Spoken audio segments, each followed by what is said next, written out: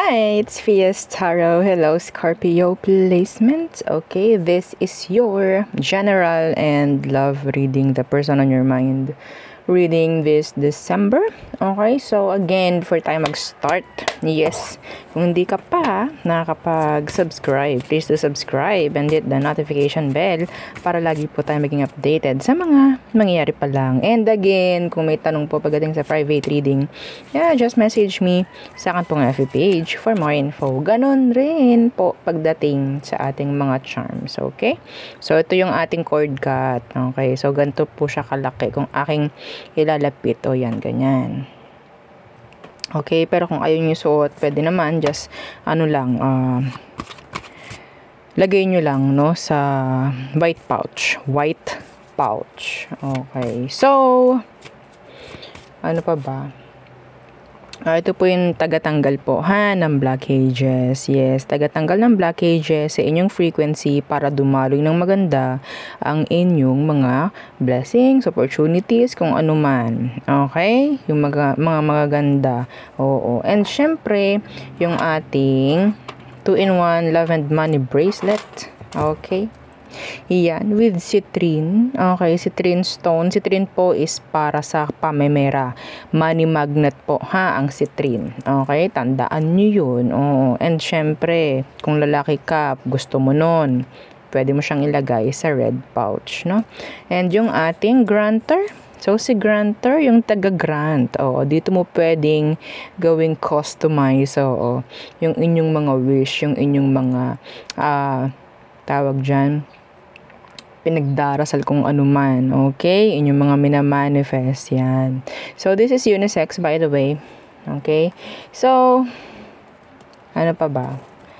Itong si granter, again, sabi ko nga, aside sa mga wish nyo, minamanifest, twice per day, pwede kayong bigyan niya ng surprise. Okay? So, again, kung wala kayong blockage, lahat po ng pwede nyong matanggap is smooth lang ang pagpasok. Pero kung may blockage kayo, so, asahan ang pendings, delays, yung mga ganyang bagay hanggang sa parang yes, parang hindi mo matanggap talaga. Bakit? Because of the blockage. Yeah. And yung ating mga evil eye protection available po, and syempre yung ating cleansing kit, no? Available yan. Hindi ako nagpapawala ng cleansing kit. Kasi yun po ang pinakakailangan ng mga charms, no? So, kahit hindi po galing sa akin yung charm nyo, yes, kailangan nyo yan i-cleanse, kailangan nyo yan i-recharge. Okay? Yeah, i-recharge. And syempre, yung ating bago ngayon. Meron tayong bago ngayon, dalawa. Okay? So, ito yung dalawa natin.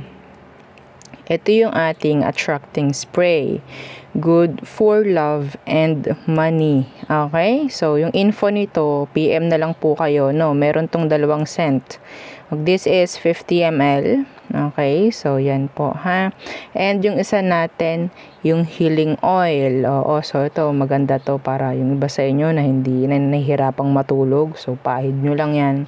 Okay? And pwede rin yan sa mga masasakit na katawan, no? So, this is 30 ml naman. So, lahat ng info nito, message na lang po kayo, isa-send na lang po namin, okay? So, may collaboration kami dun sa isa. Dun sa sa healing oil. Okay? So, ano pa ba? Yeah, yun lang. So, let's start the reading. Again, kung meron pong tanong, message na lang po. Okay? So, what's for you, Scorpio, this December in general? So, ito, specific, ang nakikita natin dito kay Oracle, kay Keeper. So, anong meron? Thoughts. Nako. Ayan naman talaga ang palagi na meron ang mga Scorpio, no? Yung mga pag-iisip, pag-overthink yung iba. So, anong meron dyan? Ano pa? Dalawa pa. Journey. Okay. And what else? Message.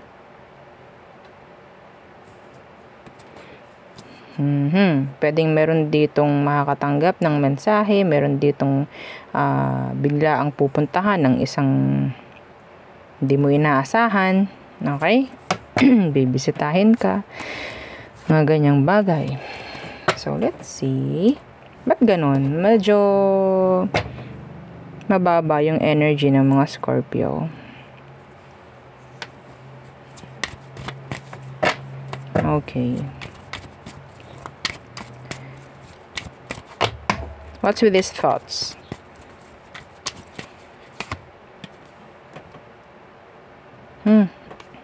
In general, this is, sabihin nating, merong mga ikukulit sa'yo si universe, no? Na pwedeng magpapaisip sa'yo.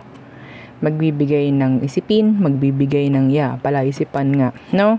So, kung ano man yan, this could be something regarding a challenge. Okay? Anong meron dyan sa Wheel of Fortune?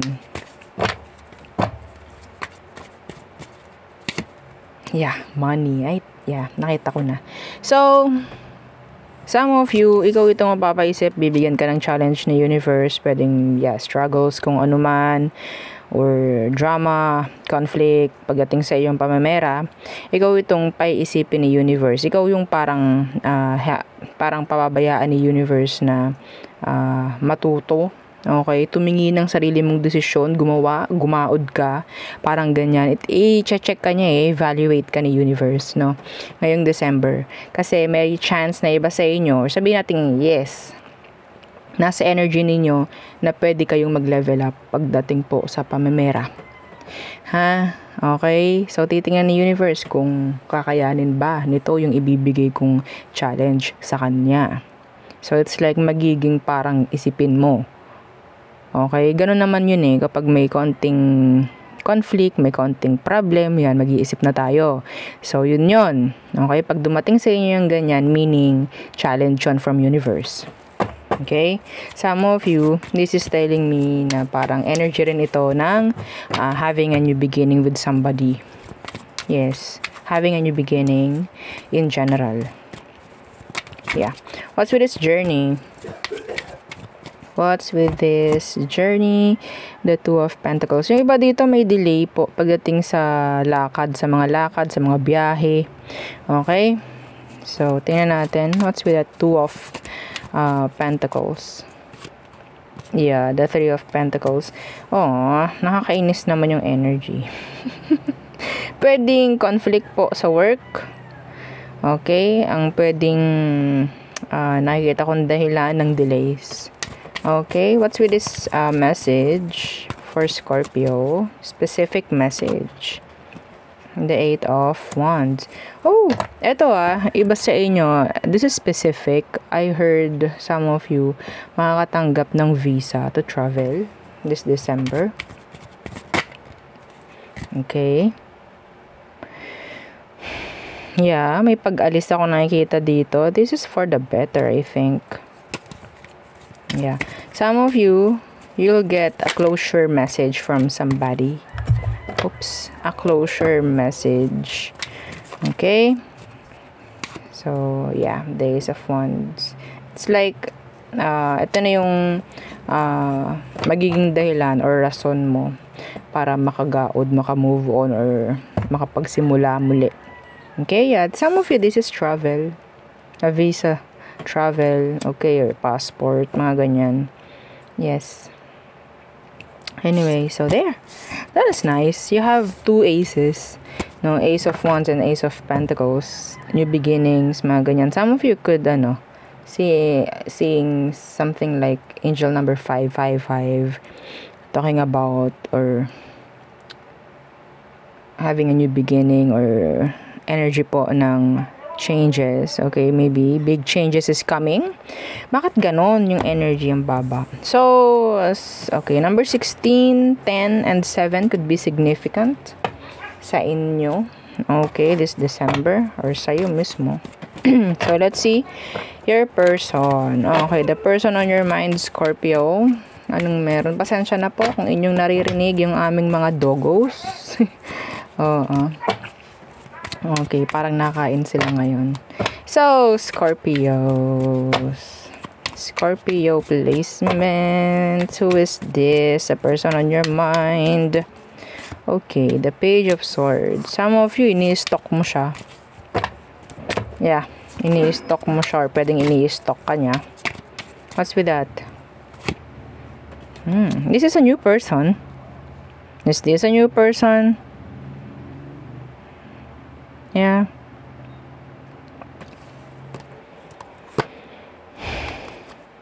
I think this is a new person.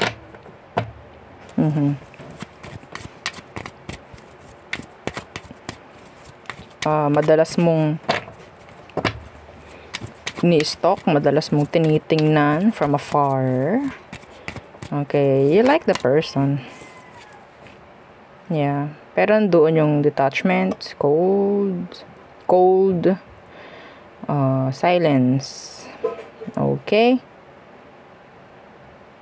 So, pwedeng hindi pa rin kayo nagkakausap ng taong to. Some of you, meron kayong age gap, age differences ng person. Okay. Anong meron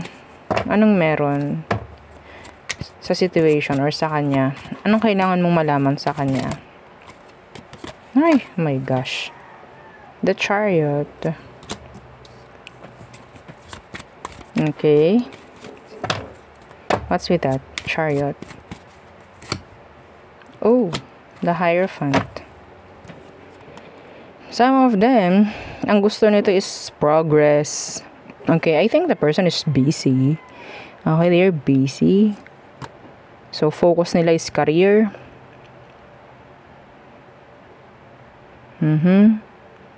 Iba sa kanila, hindi ko alam, ma'am. May chance na pwedeng may anak na.